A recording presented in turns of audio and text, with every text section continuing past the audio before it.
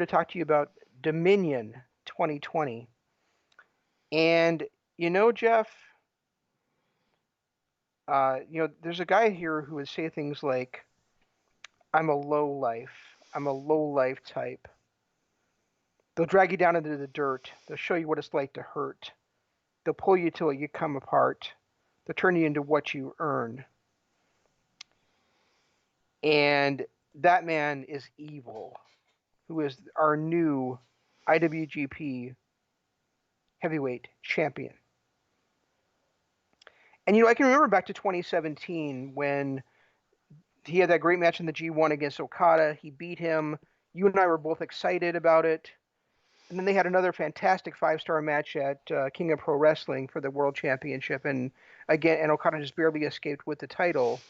And we kind of saw big things in Evil's future at that point. But then over the last couple of years, it seemed like he's been going down. And every so often it would be Sonata be pushed ahead of him, and then Evil would be pushed ahead of Sonata, and vice versa. And now we finally have Evil on top of the wrestling world. Yeah, where he belongs. And it's weird because LIJ was already kind of a heel stable. They were just, anti-heroes basically.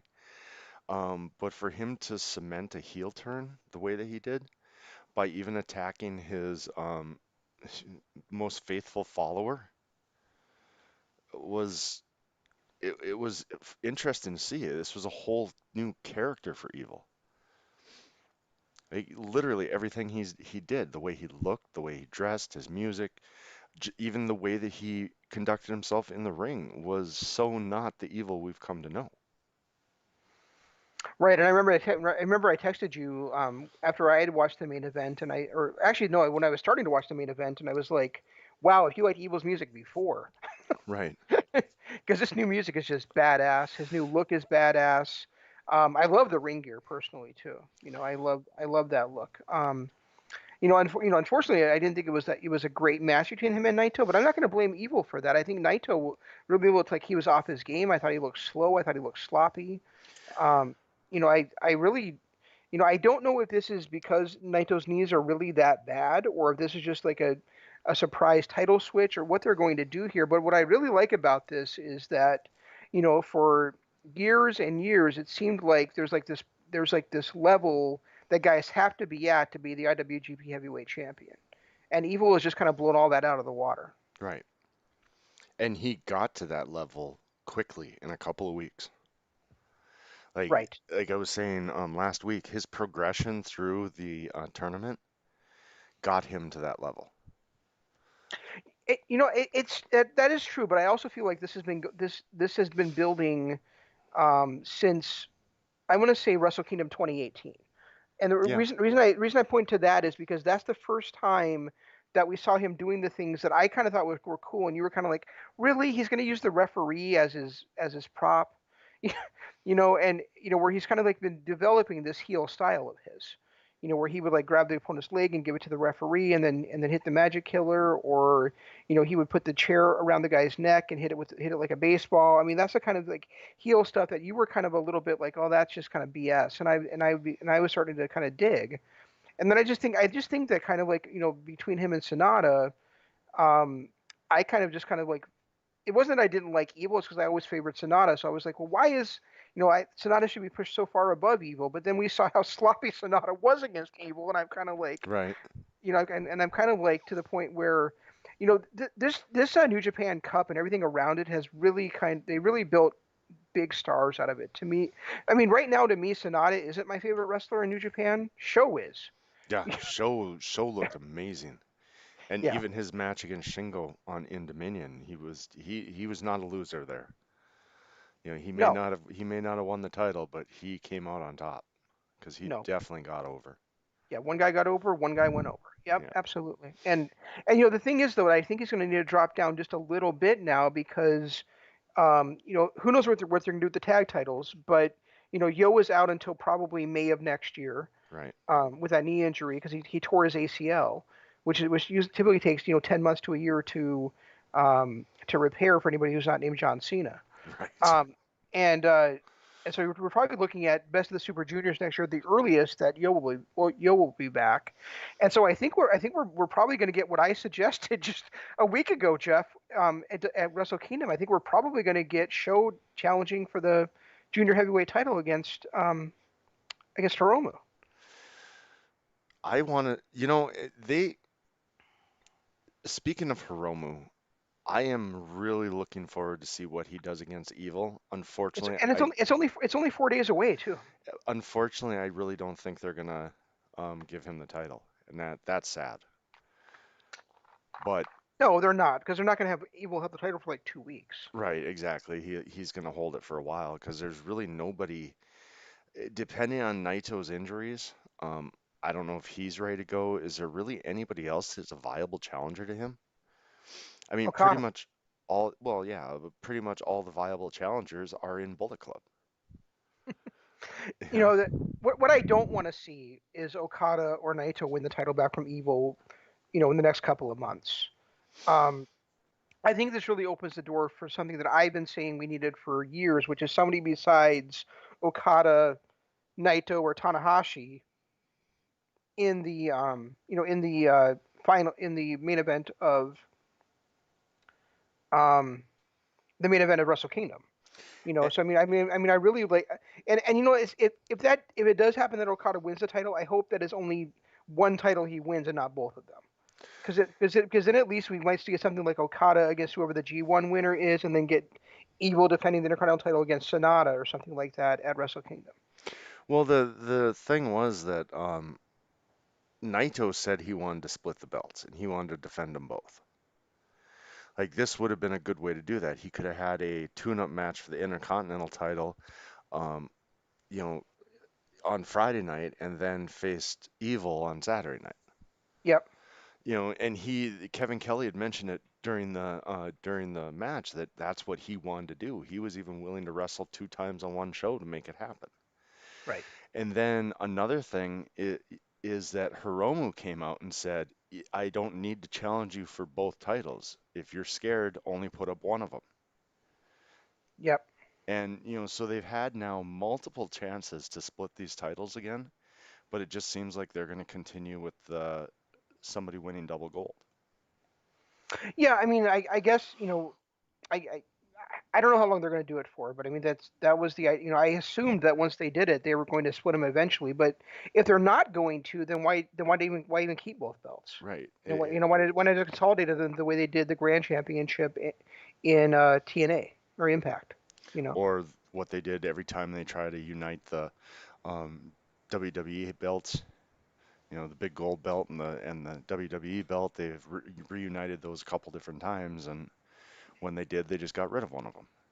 Yeah. Exactly. I guess my main point here is I really would like to see somebody like two fresh guys in the world title match at Wrestle Kingdom. Two guys that have never been there before. Do I expect that to happen? Not necessarily, but we're also in this kind of weird situation where um we don't even know if there is going to be a true Wrestle Kingdom this year. If they are they going to be able to do full capacity Tokyo Dome? And if they're not, are they going to run the dome? Are Oh they going to do no, something else? no, they're So not. I mean, the plan, and it depends on how worse things get. It just seems like the U.S., I think, is running away with COVID. Every other country seems to be getting it under control. But it sounds like they're not even going to be at full capacity in any stadium for at least well into the middle of next year. right. So then do you run the Tokyo Dome if you can only do it like 40% capacity or 50% capacity? That's the thing is like, would you do that? Well, Does that make sense to do? So 50% capacity is still 50,000 fans. um well I don't know. They were only the last year they were pretty much near full capacity. They're only 40,000. Oh, was it? Yeah. But even still, I mean, I think if you can, you do run the Tokyo Dome simply because that gives more opportunity for people to be there. And Like, if you're only running at half capacity, then is it necessary to have Okada or Naito or Tanahashi in the main event? no, It doesn't not at se- it all. doesn't seem like it to me. It really doesn't. Not at all. I It seems agree. like it seems like the perfect opportunity to get out of that trend and to give two fresh guys a chance. You know, and you know what my wish would be, right? I have no clue. My wish would be that Evil defends it against Sonata, who won the G1. and then Oh and then yeah, you that one. got and then you got Sonata getting his revenge on Evil or falling short, but either way, you have two guys. You have the guys that were the number two and number three in Lij before the last couple of weeks in the main event of Wrestle Kingdom. I just thought of something. When was the last time anybody other than the four pillars of the company held the belt, held the title belt? Was it AJ? Yeah, must have been. Because it's been Okada, Tanahashi, Naito, Omega. Then Omega left and Jay White jumped into that pillar spot, and then it went right back to Okada. I think this is and then Naito. I think this is the first time since AJ that one of the four pillars of the company is not holding the belt. I agree, and I really do, I really don't want this to be like another test run with the title like we saw from Naito in his first reign and kind of in the second reign, and from Yeah, unfortunately. and, and from Jay White. I really want this to be a situation where, Evil gets a few defenses under his belt. So even if he doesn't hold it till Wrestle Kingdom, I hope he holds it till King of Pro Wrestling or something. He has a defense against Hiromu. He has another defense against I don't know Shingo or somebody. Well, yeah, he's gonna run through Lij. And I think it's gonna take one of, and then I have a feeling a member of Lij is gonna end up winning the belt. I have a feeling that the Intercontinental belt might get split off before then and may end up going to somebody like a Bushi or a Sonata. Do you say Bushi or Ibushi? I said a Bushi, Okay. meaning, or a Sonata, or, never Yeah, mind. I just can't imagine Bushi being the Intercontinental Champion. I can't either, but I they got to give him he's gonna have to run through all of his Lij members. Bushi. Speaking of which, he's not a bad wrestler. He might be like one of the guys out there that, I feel like his gimmick makes me dislike him in a way that his wrestling does not. Well, and the You know, fact that you constantly have Rocky Romero screaming about how terrible he is doesn't help. that is a fair point. And they did Uh, a horrible, horrible job um, of selling the Bushi Dick Togo thing. oh, you didn't think that was Bushi? No, the announcers did a horrible spot. I mean, Oh, I yeah, thought at first glance it was Bushi, but you could literally tell right away that it wasn't because he was so much heavier set. yeah. And then Kevin Kelly's like, something isn't right here. Right. Yeah, within seconds, wait, something isn't right.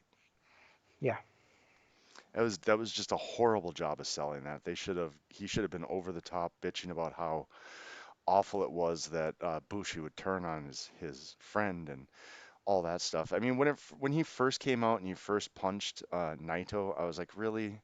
We have to take away multiple members just like they did from uh, Chaos when Chaos defected to Bullet Club. Why does it have to be multiple members? But then it was, almost right away you could tell that he was just that shirt wasn't fitting as loosely as it would normally on Bushi. You could definitely tell the guy underneath that was a lot more jacked than Bushi is. yeah, yeah. More jacked and taller and everything. Right. And but that's kind of bring to mind the question, like, is Lij completely fallen apart? Because where was Bushi? Where was Sonata? Where was Shingo? I mean, it was just the only person that came down, and he came down twice, was Takahashi. Right. So it's like, where were these other guys? If Lij is still together, where were these other guys? Yeah, you would think that they all would have been out there, that they all would have came out with him. When they saw that all the Bullet Club was there, they all would have came out with him, or um, they would have came and ran down when they saw him getting attacked. You Right. you would have thought they would have done something because that's what Lij has always been. Exactly.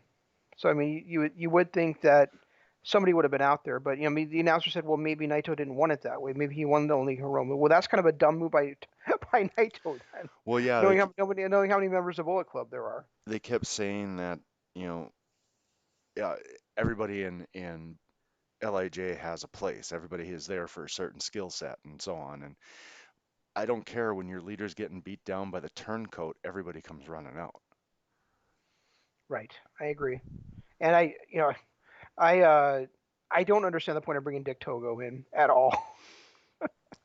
It's just be, I'm sure it's Was somebody clamoring for Dick Togo to appear in New Japan? according to Rocky Romero they were, Okay then. but no, I didn't even know who Dick Togo was. I still don't. I still have no clue. It sounds like he used to be like a sidekick of Gato and Jado. Yeah, I think so. I mean, and he was in one of the Royal Rumbles. I remember that, there was a grilling with Jr. where uh, Conrad called him Dick to go, like he was a porn star or something. Dick to go. Well, and Rocky seemed overly excited to see him too, the way he screamed, "My God, that's Dick Togo!" Yep. Yeah, I think he's. I'm not sure if he would be an actual legend or just kind of like like a legend in this. You know what I mean? How like sometimes you call just guys that are old wrestlers legends. I think it would be. I think he is a legend on the level of the Brooklyn Brawler. Okay, fair enough. So, In the uh, fact that he had a gimmick, some people remember it, but I can't even remember what the Brawler's moveset was. I think it was like punch kick, hip toss. That sounds about right. Because he was a brawler after all. Indeed, from Brooklyn, From Brooklyn, yeah. if I'm not mistaken. Yeah, and he wore a dirty, ripped Yankee shirt. Way to go, Brooklyn Brawler. Way to go. Um, yeah. So I'm just excited about this. Like I said, I'm excited because I feel like it kind of opened the floodgates a little bit. Like now you don't have to be one of the top guys in the company to be IWGP Heavyweight Champion. That's kind of exciting to me because Yeah, me too. it can get kind of boring, always having the same guy on the top, John Cena. Um,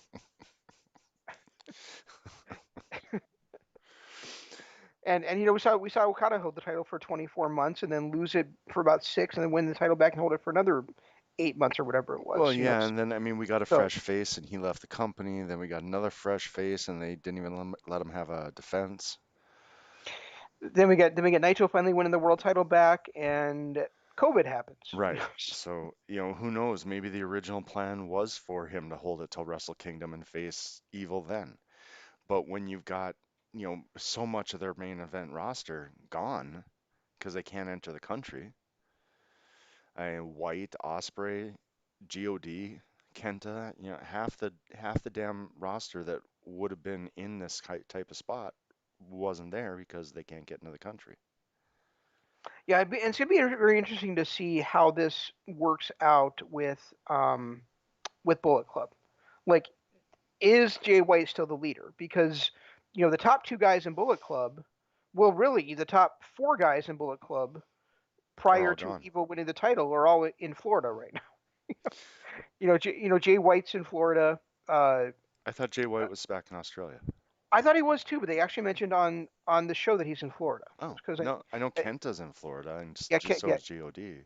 right. So I mean, that's what I mean. The top four guys are all in Florida. I think Chase might even be over there because I think they were all over to do the Ring of Honor shows. So Oh, yeah, that's right, they were.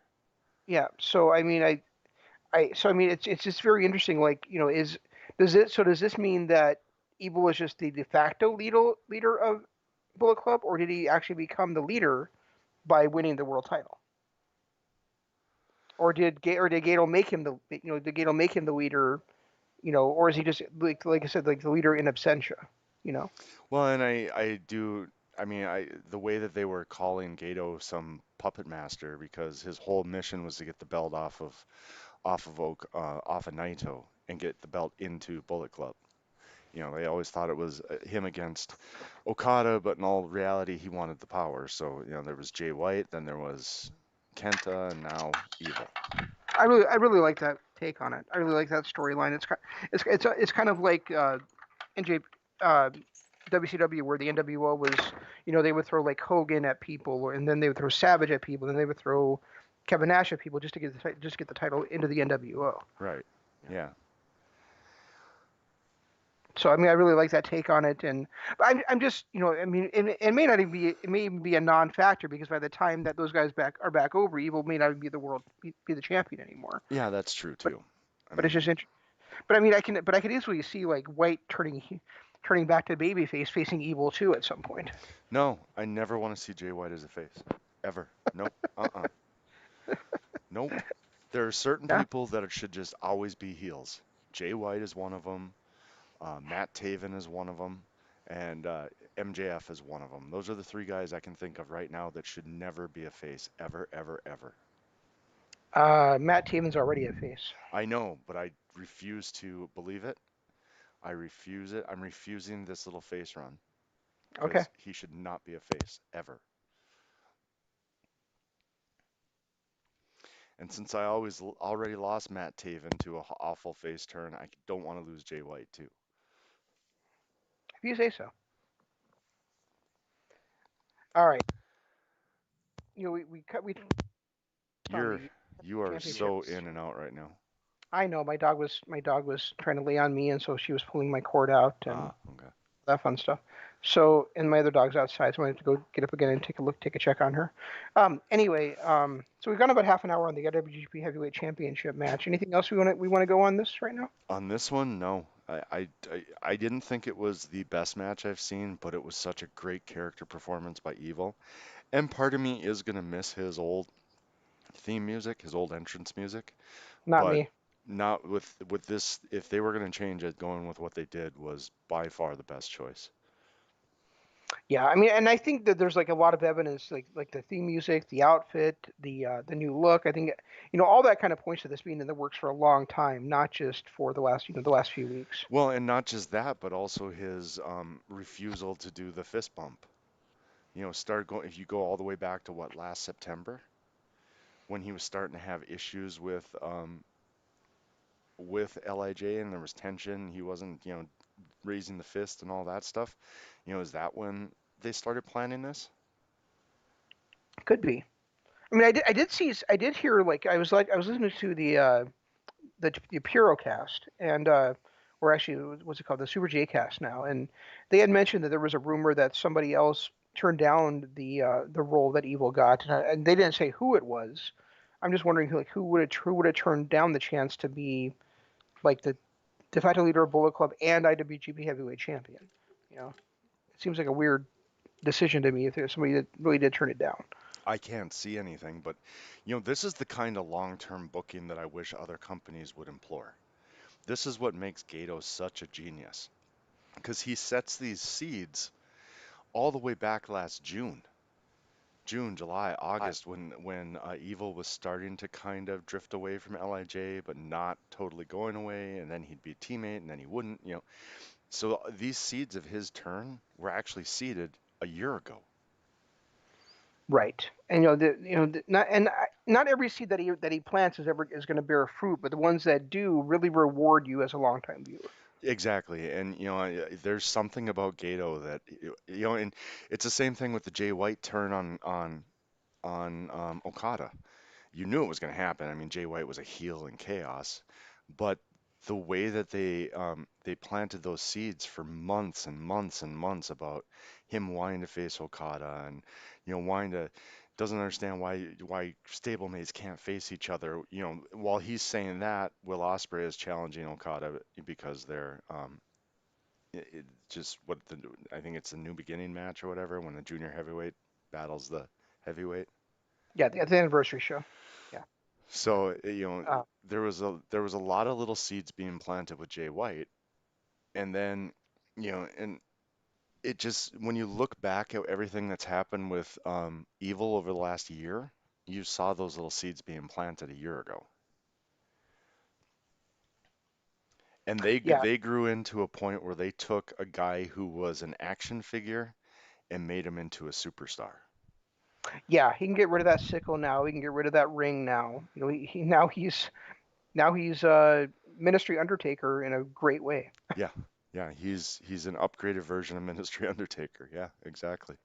Um, yeah, and the thing one thing they mentioned, the announcers mentioned when we were watching the English version of Dominion is that maybe Evil was really the mole all along. Maybe there never was a mole in Chaos. Chaos. It was always in Lij, and maybe that's the case. But I think the big suspicion was that the mole was going to end up being Yoshihashi. And I just going to want to take a quick second to think about, to talk about Yoshihashi here briefly, just because, I mentioned Sho's, I mentioned Yo's knee injury, but Yoshihashi's is actually even worse than Sho's is. So, or than Yo's is. I said Sho twice now, but Yoshihashi, it's the rumor is that his is actually career threatening. Oh, really? Uh, and and he may have wrestled his last match. Um, and it's too bad. Yeah, he's not a very exciting wrestler, but he's one of those guys that anytime they tap his shoulder, he goes out there and has a 4 or 5 star match. Yeah, So he's very talented. He's just one of those guys that you respect his talent, but I never really got behind. right, and it didn't get behind him, and he's really not anybody you could really, yeah. He's not anybody I would ever like really be a fan of, um, but damned if he didn't always put on a great match. So. Exactly. Yeah, he really was good. Yeah, so I'm sorry to hear that about him, and if he, I hope he's able to come back at some point and at least do something because, last year when he did make that comeback, the fans were really behind him. He seemed like he got off to a hot start in New Japan Cup, and then everything has kind of fizzled out for him yet again. So, but I do hope that his career is not over. If not, I'm sure they'll find a place for him somewhere in the New Japan dojos. Oh yeah, yeah. Um, World Tag Team Title match, Jeff. What do you think? Um, I loved it and hated it. There was a lot of things that didn't make sense, like why Zack Sabre was allowed to tackle Coda and then hold him in a sleeper hold for that long when he wasn't the legal man. Hmm. Little things like that. But all in all, it was a fun match, a good story that they told, and they looked incredibly dangerous. Agreed. I thought it was an absolutely outstanding tag match. My big problem with it though was similar to yours in that, like for the last 5 minutes, um, Red Shoes didn't count, didn't admonish them, didn't do anything when it was Dangerous Tech in there alone against Hiroshi Tanahashi. Right. They he did absolutely nothing to make it back into a tag match. It was just a 2-on-1 beatdown. Tana couldn't do anything. Ibushi had been knocked out with a steel glove, and yet Red Shoes just let them keep on beating on Tanahashi without doing anything to stop it. And then he counted the three, which I thought was um, really kind of shitty and really took me out of the story. Yeah, and that's what I had issues with too. It just and to be honest, it happened 2 nights in a row with Red Shoes too, again in the Evil matches, where Evil hits his finisher and instead of diving down to start the count, he stands there, he stares at everybody, throws his arms in the air like, what? And then goes for the count. Yeah, actually, you mentioned that with Evil, and I forgot to mention that for the world title match. So I'm just going to backtrack a little bit to that too. Is when he made that 3 count for the world title, he did it so slowly, especially Yep. that third count. Then he kind of stood up and like kind of shook his head, and I'm like, and that even made it even more surreal than Evil winning the title was just that Red Shoe's reaction, like, okay, so did he win the title? Because it looked like it. It looked like it happened, but the referee doesn't even seem to believe it. You know? Yeah, it just and he did it the night before when Evil beat Okada too. Yeah. He like as soon as Evil hit Everything is Evil, gets him in the pinfall, Red Shoes just kind of stands there and stares at him.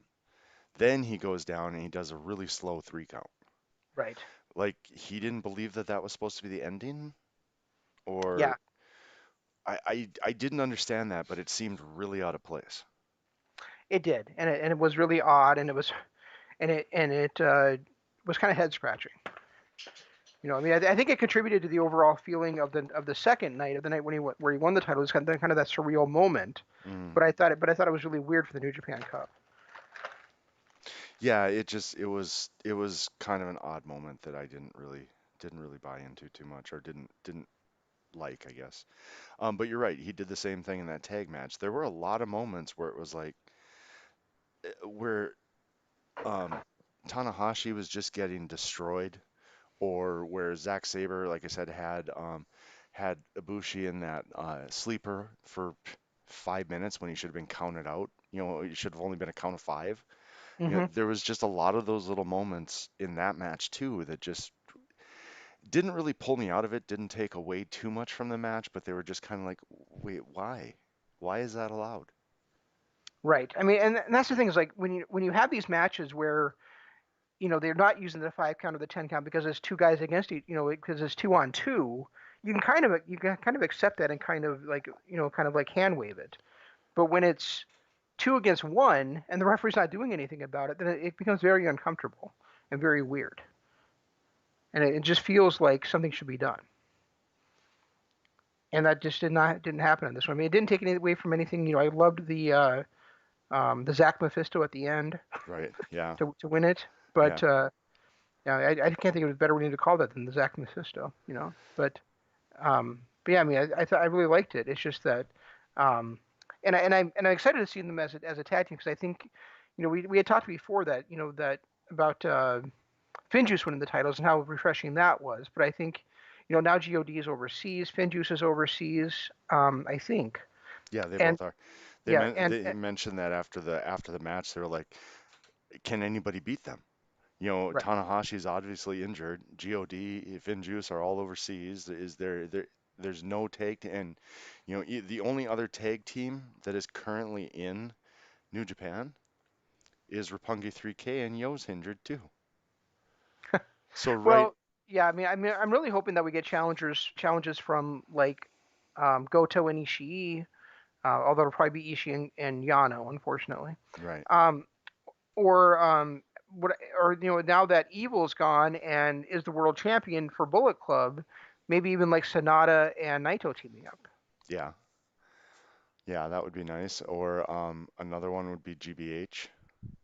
I mean, granted, they're a little up there in age, but Toby Makabe can still put on a hell of a match. Yeah, and then I'm sure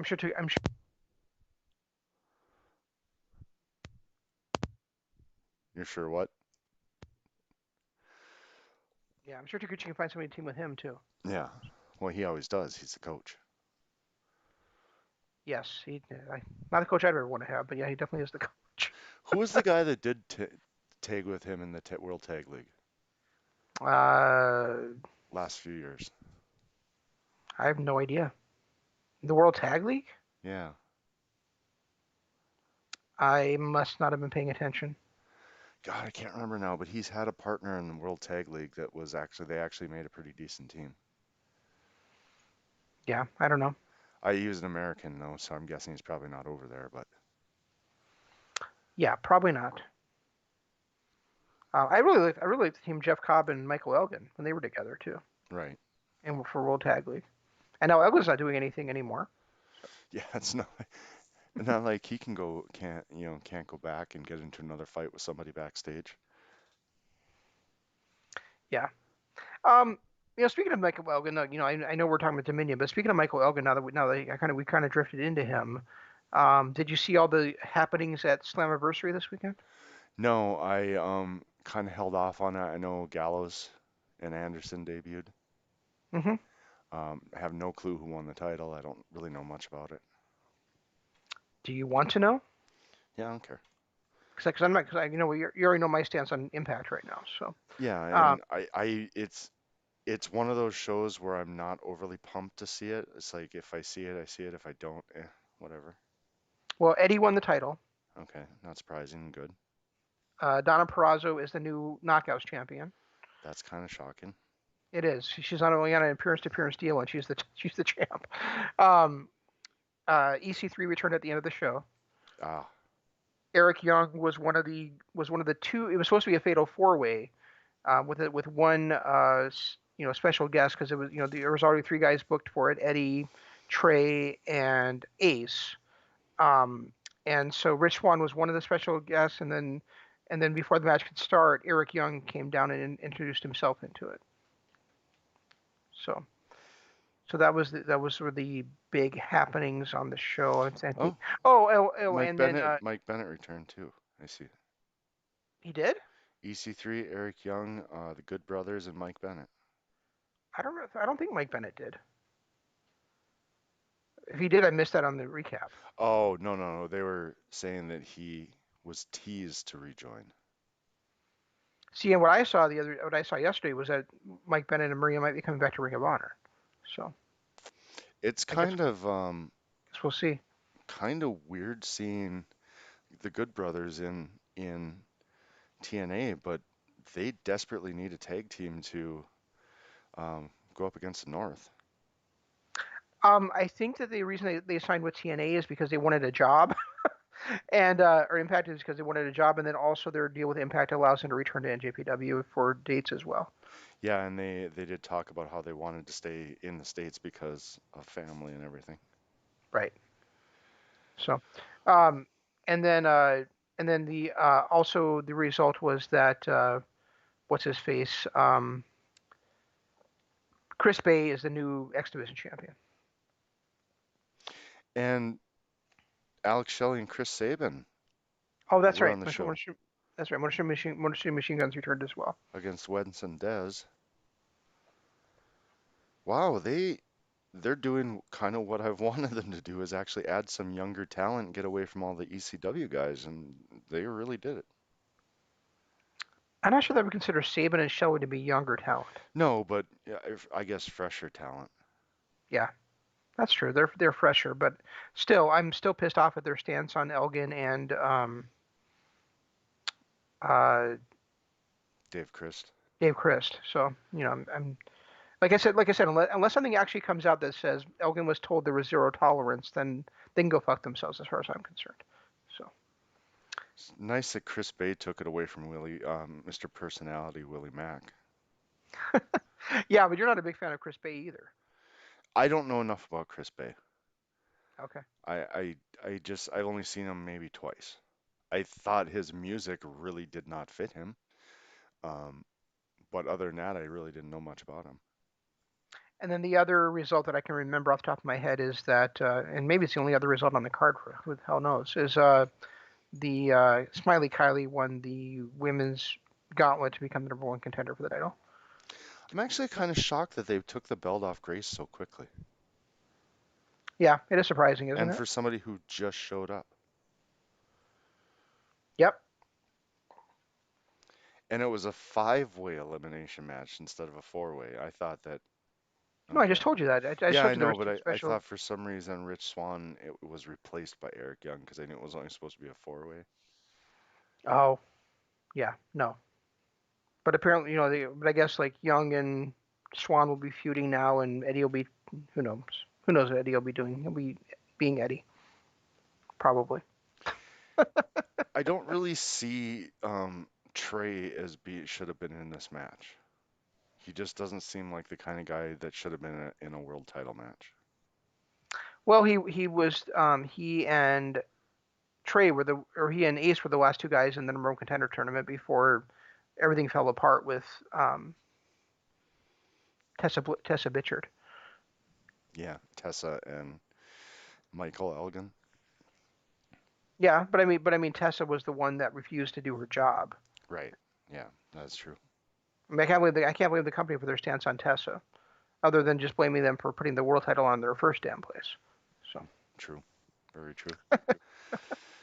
anyway, okay. Not going to disagree with that. Um, we touched on it briefly earlier, but getting back to the NJPW show, I really dug Show versus Shingo again. Yeah, it's phenomenal. And I really liked the result at the end too, where Shingo got the victory, but then he couldn't even celebrate much because he got interrupted by Despy. And now we're getting that title. We're getting that match is coming Sunday too. Um, Despy challenging El Desperado challenging Shingo Takagi for the Never Openweight Championship. It's another guy that I just never would have ever thought would be in that position. It's almost like now that Shingo's the champion, they're just running juniors after him. Like I would have liked to have seen maybe somebody a little bit heavier, like Ishii or um, you know, someone like that. Even Kanemaru, I think, would have made it better. Incorrect. Incorrect. Incorrect. Incorrect. Incorrect. El Desperado is fantastic. He's awesome. I'm not saying he's He not, deserves but his spot. I'm not saying he. You just said Conor Murray should get the shot instead of him. I'm saying somebody bigger than El Desperado. Conor Murray is not bigger than El Desperado. Yeah, he is, isn't he? I thought he I don't was. think so. Not to me. It's just I didn't want to see another junior. It's not so much the fact that I Well, didn't.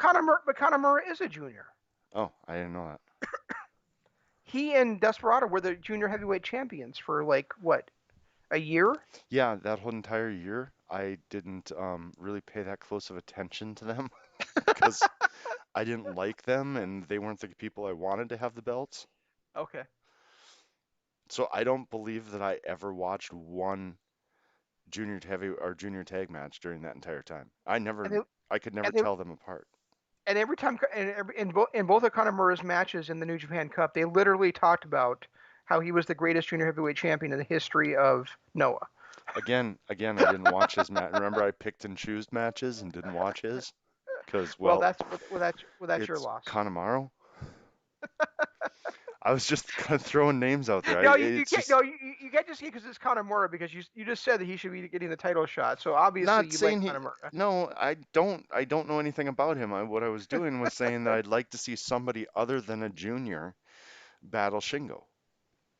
I want to see him actually work against bigger guys now that he's, holding this title, not working against juniors. And El Desperado, I know is a junior. Show's a junior. I don't want to see him just working against juniors. I want to see him actually working against some of the bigger guys that have held it before. Like I'd love to see him against Ishii.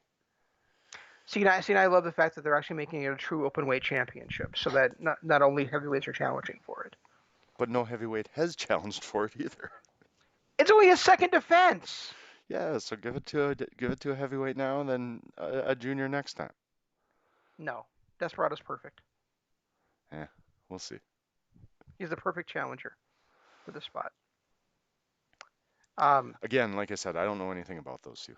Kanemaru and Desperado, I have absolutely no clue. The only time I've ever really seen them is recently in six-man tag matches. Otherwise, if they're in a singles match on a card, it's one of those that I'm like, oh, don't need to see this one.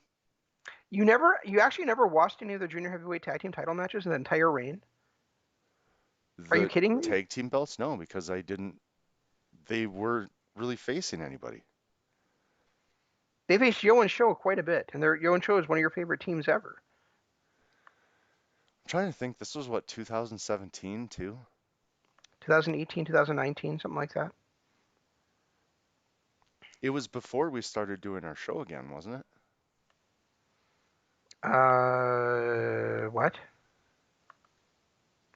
Yeah, I think it might have been before. Before we started doing our show again. Yeah. Okay, then that's why I didn't see it because I didn't watch New Japan for that year or so. I mean, the only time I watched New Japan before that was the one-offs where I'd see something on YouTube or, some of the stuff that you gave me to watch. But Okay. I didn't have the app until we came back and started doing the show in what, September of 18. Okay. Well, I guess I can consider forgiving you for that then. So no, I didn't see a single one of their matches because when I'm looking up matches, I was always looking up my favorites. I was looking up the Bucks and Omega. I was looking up Okada. I'd watch those on YouTube. So it's not like I was searching for the junior heavyweights. Well, this is weird. I could swear that I saw that Yoshihashi might have to retire from the knee injury, but he's actually on the card for this coming show. Literally just read on the latest news report that hit today that it is career threatening. The 38-year-old might never wrestle again. Okay, so I wonder who's going to be filling in for him in that match then, because it's currently booked to be Sho, Yoshihashi, and Hiroki Goto defending against, or not defending, but facing Bushi, Sanada, and Tetsuya Naito.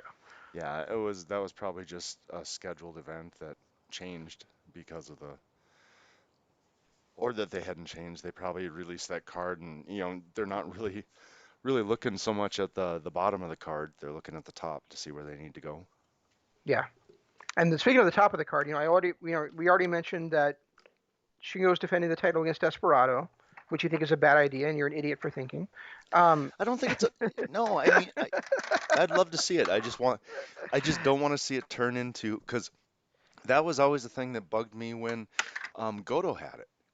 When Goto had the belt, juniors were not allowed, basically not allowed to challenge him. It was, it was him and Taichi exchanging it back and forth and back and forth and back and forth. And it wasn't, it was so long until Osprey got it before we actually saw somebody that was a junior even challenge for it. And mhm. now I don't want to see it just be juniors that are challenging for it.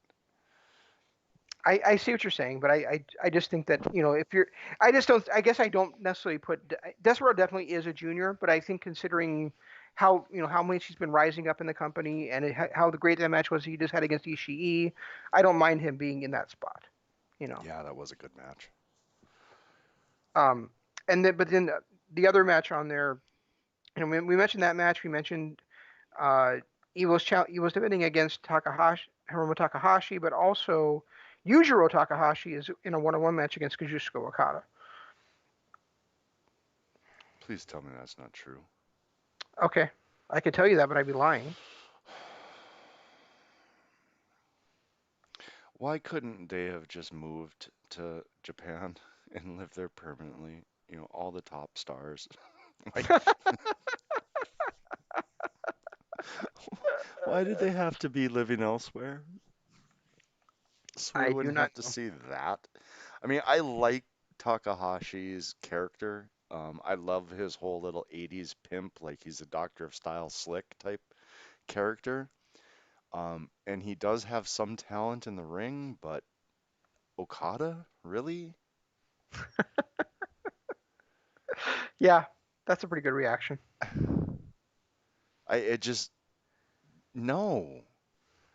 Well, if you It, think about it, really the three guys that are over there in Bullet Club right now are Evil, Ishimori, and Takahashi. And we just saw Ishimori take on Okada. We just saw Evil take on Okada, so it kind of has to be Takahashi in this one but why does it have to be a Bullet Club member? Why couldn't it be one of the other because 47 factions? he wants revenge against Bullet Club for costing him the New Japan Cup. Oh, we're not going with that tired storyline, are we?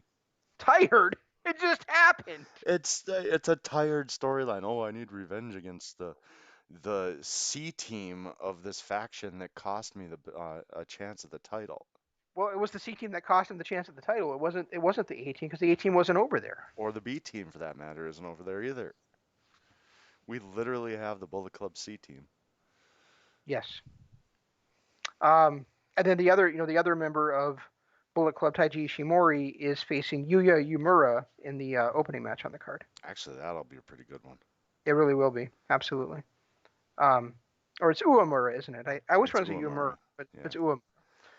that I'm actually looking forward to. That's going to be a good match. And then of course you have your usual eight and 10-man tags. But Right. yeah, I mean those are the big matches from that show. I think I'm actually the main event because I just like Takahashi, and I want to see how he kind of goes after. Is he going to go after Evil like he did against Ishii? Because if he is, that's going to be a hell of a match. And that Ishimori, Umanora, whatever his name is, um, match just has got greatness written all over it. Yeah, yeah. I I, could I, probably sleep through the Tokyo Pimp versus the Rainmaker though. yeah, but I just want to but I mean I just want to let you know about the big matches that are happening and that by definition it's a big match just because Okada's in it, you know, and it's a singles match on a New Japan show which you don't get all the time. So If that somehow turns into like a 4 or 5 star match, does that officially make Okada the greatest in the world? the greatest in the world or the greatest of all time? Well, Jericho's the GOAT, but if he can pull a 4 to 5 star match out of Takahashi, I might be able to call him the greatest in the world, greatest of all time. Now I need to watch that just so I can I mean, see. there's people that there's people that would argue that anyway. But I mean, I'm not. But I still, and I probably have Okada in my top five. But I mean, I still would say, but I do think Okada sometimes like only wrestles to the occasion. Right. I would still put Kenny and Will and Zach and Bray Phoenix ahead of him, in my personal opinion. So Yeah, as current, wrestlers as the best wrestlers in the world right now, absolutely. yeah, Um, the list is short that are better than Okada. So very short, and none of them have had the run that Okada had. I mean, Okada basically dominated the decade. right, and that's the thing with Okada is there's also some bias there. Like, okay, I've seen you a lot, and I kind of don't want to see you as much as I have seen you. So maybe I'm gonna underrate you a little bit. You know, It's possible. I wish I saw something different out of Okada. you I did. You saw the Cobra Clutch. No, that's not what I mean. What I mean is like some kind of variation of his character and not just him dyeing his hair pink and carrying around balloons and slapping Rocky in the face with them for a month when he was having a nervous breakdown after Jay White broke his little heart. Yeah, But we've gotten no variation of his character since he debuted. Since he debuted as the Rainmaker, yes, we get a new move here and there, but there's no variation of his character. And I think that's the one thing that's keeping him away from me as being one of the top guys out in the world, or being the top guy in the world right now. I think match quality wise, I don't know that there's anybody. Omega is probably the only person better than him right now when it comes to storytelling and technical prowess in the ring. I agree. And that's the thing is that there's been at least three times where we thought we were going to see a character change from Okada of some sort, and it's never really happened. No, it's Like you said, there was that brief time with the balloons, and he was kind of lackadaisical, and he was not as serious Okada, I suppose, but um, few and far between, and never anything you could really take seriously.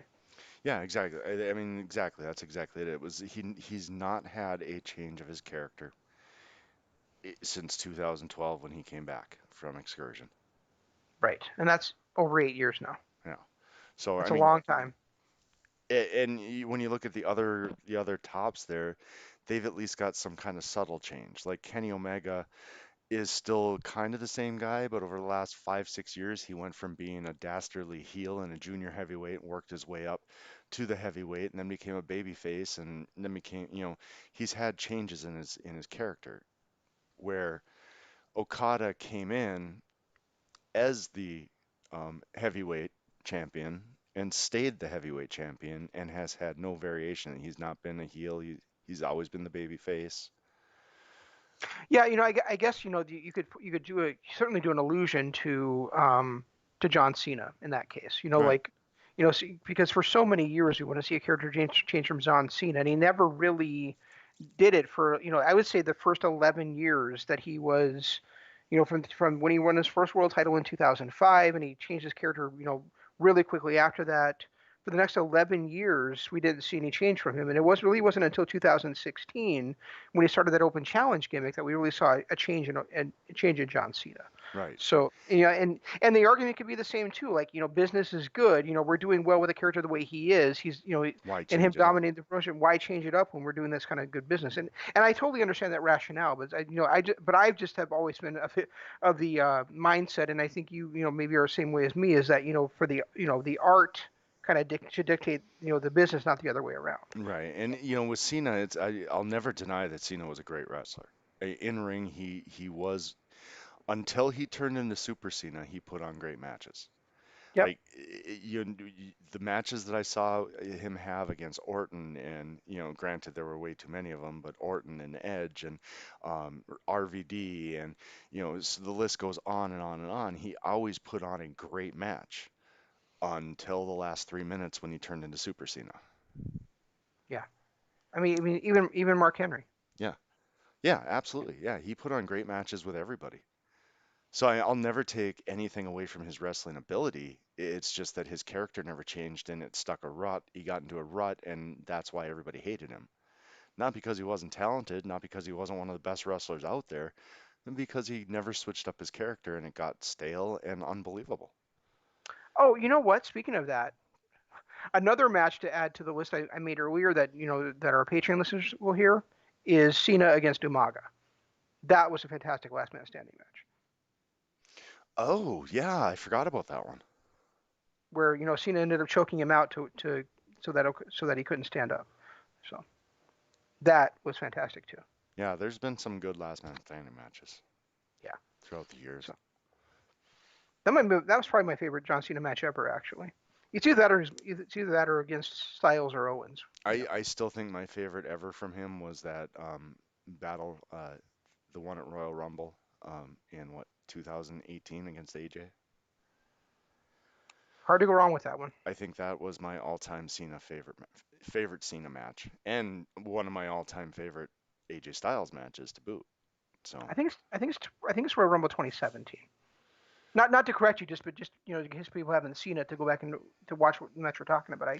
I think it's 2017. it was right before that amazing face turn by AJ.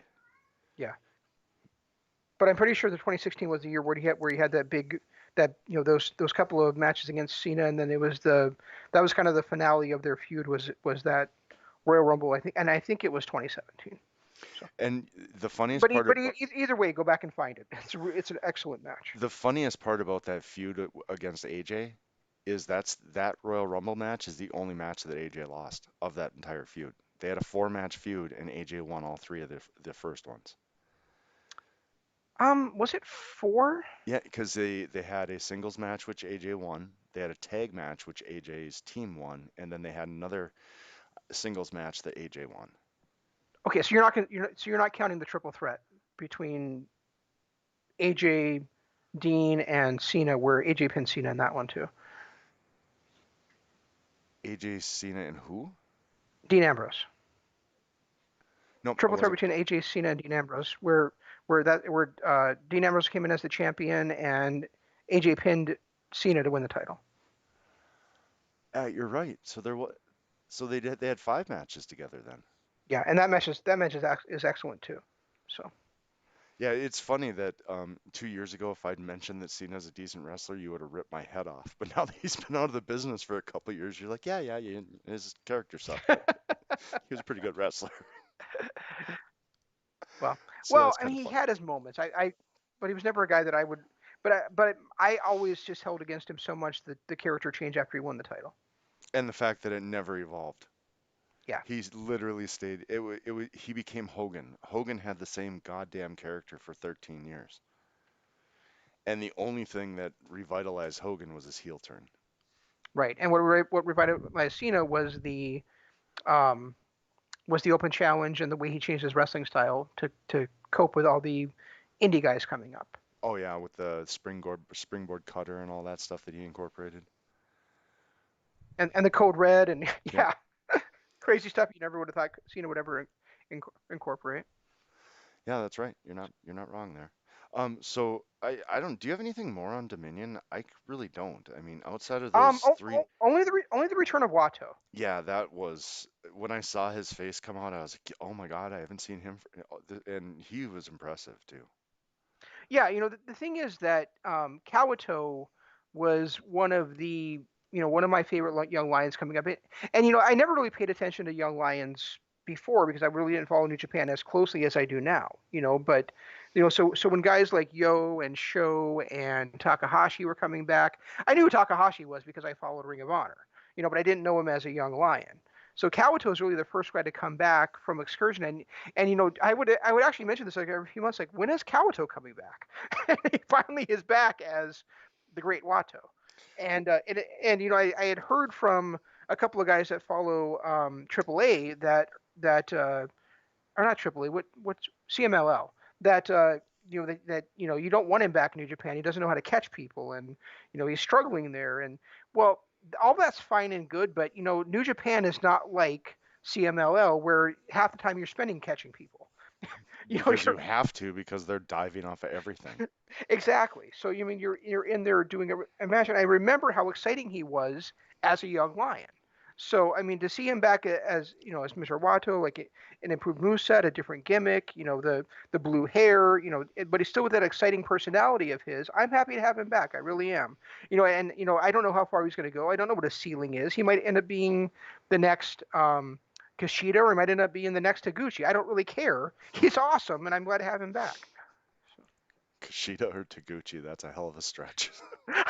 That's what I'm saying is, he could end up being the greatest junior heavyweight champion of all time, or he could end up being a comedy athlete Taguchi. Either way, The I'm worst, fine because they got fucking Kawato back. at the very worst, he'll be somewhere in the middle of that. Yeah, yeah. I mean, I'm just excited to have the guy back. Whether he's turns out to be great or he turns out to be good is beside the point. And the guys that were that follow CML were saying, oh, he sucks. Well, it's a different fucking wrestling style. Of course, he sucked at that. You Right. know. Yeah, and that's like when Or I shouldn't say of course he said to that, but the inability to adapt to a style you weren't trained in is not a limitation on your ability to wrestle in the style that you were trained in. well, and Michael Elgin's another example that he never really fit in CMLL. He just didn't fit. And the matches I saw with him in it were not even close to exciting. You could tell that the style wasn't his, but he's a Hmm. damn good wrestler. Absolutely. You know, I just wish he had a better attitude because that would make life a little bit easier. But um, I'm just saying, sorry, Big Mike. I love you. I love your character, but from what I've heard backstage, you got to calm down a little bit, bro. Yeah. Well, he's hanging out home with mischief right now, so life isn't all terrible. No, he's having a great time right now. Yeah. Um, but otherwise, no. I mean, this was the top three matches were great. They were exactly what I thought they were going to be. The championship match was pleasantly surprising because I remember how excited I was to see it, and then when you told me about the heel turn, I was like, ah, I don't want to deal with that now. But then after I saw him walk out and saw the presentation, I just that was really well done. Yep. It really was, and yeah, and there wasn't. I mean, the other stuff on the card was fine. I mean, there was nothing on this card I didn't like. I did not like. It's just that and it's nice to see Gabriel Kidd as kind of you were already high on Gabriel Kidd, but I tell you what, like seeing him wrestle is one thing, but also that he has the drive to keep his training going in the regular New Japan dojo instead of just kind of resting on his laurels and being like, well, my school's closed down. I guess I can't do anything. I mean, that really shows some drive and determination to be wrestling over there against those guys. So Well, and I'm very happy to see that. the fact that he came in already an established wrestler in Great Britain and literally said, "I want to be in Japan now. I'll forget everything I've ever known. You start me from scratch." Yep. And he was able to do it. And Kojima is another guy who I was happy to see. That kid's got some talent. Kojima, Satoshi Kojima, the kid. he's a kid. He's still a kid. No, he's not. He's a Yeah. legend. He's a former world Oh champion. no, not Kojima. Oh jeez, no, that's not who I was thinking. Uemura, is that you're talking about? Yeah, that's who Okay. I saw. I was looking at the wrong name when I said it. Speaking of the New Japan American Dojo, did you know that there is a graduate from there now? There is? Who? Yeah, Carl Fredericks has graduated. Really? Yeah. So So where are we gonna get to see him soon then? he's on those Lion Breaks collision shows that are like about an hour long, and he's got like a new. I haven't seen it yet, but I've read that he has a new. He's no longer wearing the black tights. He's got his own entrance music. He's got his new look going on. So he is a graduate now. Nice. So yeah. Yeah, I think somebody had said that he's somebody that they were really high on. Yeah. Maybe I should go watch some of those because I haven't seen them. I've seen them on there going, I need to make time to watch these, but then never have. Yeah. Well, it's not easy to find time when we're watching so much wrestling and so much other stuff. Very true. Very good point. And you're playing Call of Duty all the time. I'm not all the time, just occasionally. I'm just messing with you. Oh, Uh, and one thing really quick, I don't know if you wanna say it right now, no, because it'll cause discussion. I was gonna say that, top five things we want to see with Ring of Honor returning. I think we're have to hold off on that a little bit. We still have some time. You know. Yeah, and I have a feeling that would add half hour to 45 minutes to this because once we start talking about it. But all right, The weird thing about that is that one of mine was going to be was basically going to be like they need to find a way to wrap up the Bully Ray story, but are they even going to ever even bother doing that now that Bully Ray's contract has expired and they're not signing anybody new during the COVID period? Who knows? You and know. he's So, already back in WWE as a producer. oh, is he? Yeah. I did Um, not know that. I did not know that aspect of it. the my big thing is, and this is kind of a teaser that we could talk about next week, but my big thing that I want to see is them return to the tag team wrestling. I felt like after they lost the Bucks and SCU and Best Friends, they kind of fell off now, and they haven't really been pushing their tag division like they should. Hmm. I'd really love to see them, and now that Saban's back, they probably can do it. Well, not if Saban's wrestling for Impact. If he's signed with Impact, they might be doing one-off appearances because they can't wrestle in Ring of Honor. That's possible. I have no idea. You know, it might be like MLW, where MLW is allowing their wrestlers to wrestle in Japan. You know. Yeah. Believe it or not, two of mine also involve the tag team ranks. So. Oh, okay, good. So good, we were on the same thought process. But all right, so guys, if you're listening to us on YouTube, please hit the like button, subscribe button, ring the notification bell. Also, head over and check out our Patreon page. It's patreon.com/Kingdom of Honor. Pretty much everything well, not pretty much, everything we've ever done is on there. You can find stuff in our archives that go all the way back to our very first shows back in what, 2014 was it? 13? 14, somewhere in there.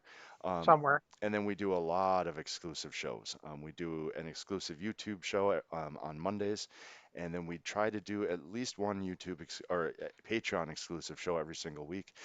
This week we broke down Showdown in the Sun Night 1 from 2012, which had an amazing match between Kevin Steen and El Generico. If you get a chance, watch it, then listen to our take on it on our Patreon. Also, Twitter, you can find me at Regi Co-op. That one there is at ZanmanLOP. Use the hashtag DAD and the hashtag KOH. That's the easiest way to find us. Yeah, speaking of DAD, there is not going to be one this week. I have plans going on tomorrow night, so I will not be seeing Dynamite. I don't know, maybe at all, with my schedule. Imp will be here with Imp's LOP Radio Adventure on Thursday. WWF The Legacy Series continues, and then we'll be back with you talking about Sengoku Lord and Ring of Honor next week. Next week Well, on Dynamite After hopefully Dark. we can talk about. Hopefully the English commentation is up so that we can talk about it. That's a fair point. So we may just be talking about Ring of Honor. Yeah, possibly because Dominion didn't hit until Tuesday last week, and there was no way we were going to be able to watch that whole show in time. Right. So I guess Yeah. it all depends on you, Kevin Kelly. Kevin Kelly, do not let us down. Have it up by Monday morning so we can watch it. That's all we've got. We'll try to do better next time. This is Shane saying long days, pleasant nights, and Jeff saying Goodbye.